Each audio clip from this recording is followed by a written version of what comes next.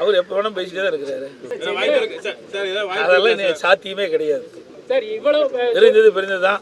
ஏன்னா பிரிந்தது மட்டும் இல்லை, இந்த கட்சியை எதிரிகளிட்டு அடமானம் வைக்கிறத எங்களால் தாங்க முடியல.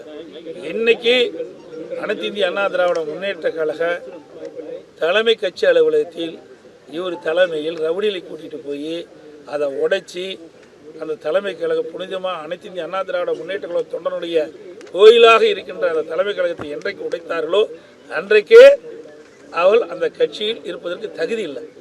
அந்த அடிப்படையில் அவள் இணைத்துக் கொள்கின்ற வாய்ப்பே கிடையாது. நிறைய பேர் இணைஞ்சிட்டு தான் இருக்கிறாங்க. பல பேர் இந்த மாவட்டத்தில் கூட பல பேர் இணைஞ்சிருக்கிறாங்க. இங்க எடுத்திருக்கிறாங்க. அங்க நம்முடைய ராஜேந்திர விருதுநகர் மாவட்டத்தில் இணைஞ்சிருக்கிறாங்க.